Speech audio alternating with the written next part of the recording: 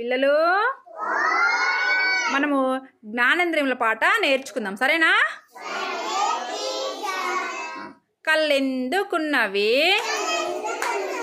కళ్ళెందుకున్నవి అన్ని చూస్తున్నవి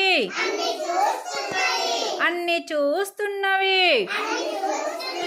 చెవులెందుకున్నవి చెవులెందుకున్నవి శబ్దాలు వింటున్నవి శబ్దాలు వింటున్నవి. ముక్కెందుకున్నది ముక్కెందుకున్నది సువాసన ఇష్టమన్నది సువాసన ఇష్టమన్నది. నాలుకెందుకున్నది